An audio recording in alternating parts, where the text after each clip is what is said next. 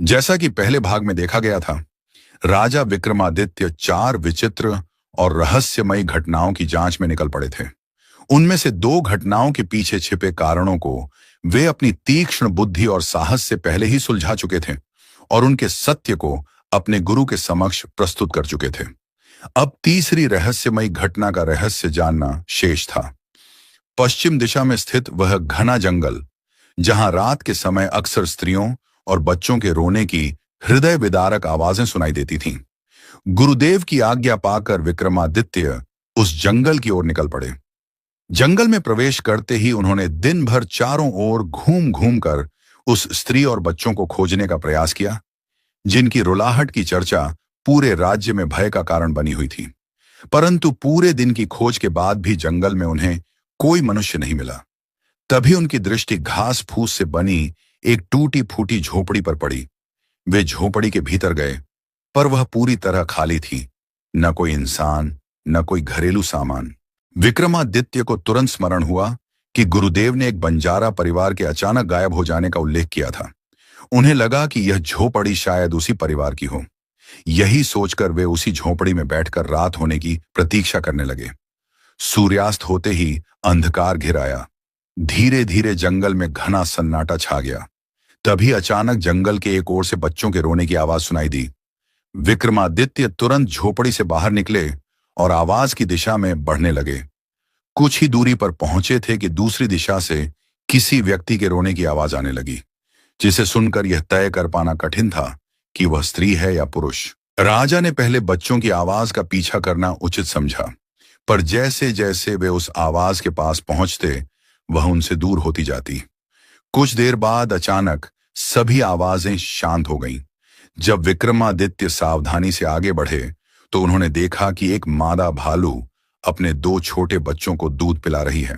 विक्रमादित्य को समझते देर नहीं लगी कि थोड़े देर पहले जो एक व्यक्ति और बच्चों के रोने की आवाज आ रही थी, वो असल में इस मादा भालू और इसके छोटे बच्चों के रोने की आवाज थी।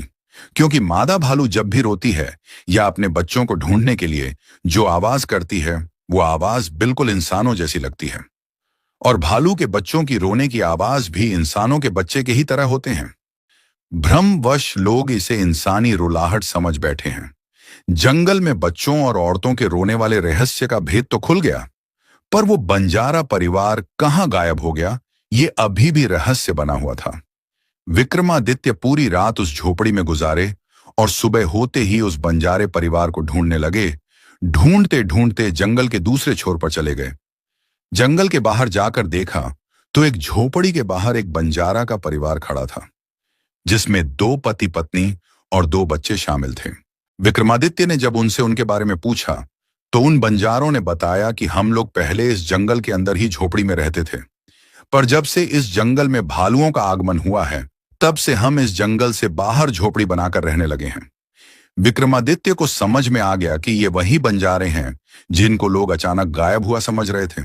उन बंजारों से मिलने के बाद विक्रमादित्य चौथे और आखिरी विचित्र घटना के घटित होने के रहस्य का पता लगाने के लिए उत्तर दिशा में स्थित उस झील की तरफ निकल पड़े, जिसमें पानी के बजाय पूरे वर्ष खून भरा रहता था।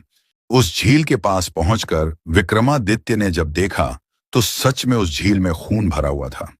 उस झील के चारों तरफ खैर नाम के वृक्ष उगा हुआ था। वे उस झील के चारों तरफ घूम घूम कर अच्छे से मुआयना किया, पर कुछ समझ में नहीं आया। घूमते घूमते विक्रमादित्य उस रास्ते तक पहुंच गए जिस रास्ते पानी उस झील में आकर गिर रहा था। हैरानी की बात यह थी कि उस झील में गिरने से पहले तक वो पानी बना रहता था, पर झील में गिरते ही वो पानी खून बन जाता था। जब कुछ समझ में नहीं आया, तब विक्रमादित्य ने साहस करके उस झील में उतर गए। झील में उतरने के बाद उनके पैर के नीचे बहुत सारे लकड़ियां महसूस हुईं। झुककर जमीन में से लकड़ियों को उठाकर देखा तो लकड़ियों के साथ कीचड़ भी निकल आया। वो कीचड़ बिल्कुल सफेद था। ध्यान से जब उसे देखा तो वो कीचड़ नहीं बल्कि चूना था। विक्रमादित्य को समझ आ गया कि उस झील का पानी खून जैसा लाल क्यों है। खैर की लकड़ी में ऐसा गुण पाया जाता है कि अगर खैर की लकड़ी को पानी और चूना के साथ मिलाकर रख दिया जाए तो थोड़ी देर बाद उस पानी का रंग लाल हो जाता है। बस यही होता था उस झील में। उस झील में प्राकृतिक रूप से चूना भरा हुआ था। और झील के चारों तरफ खैर के पेड़ लगे हुए थे, जिसकी सूखी लकड़ियां उस झील में बहुत ज्यादा मात्रा में गिरी हुई थीं।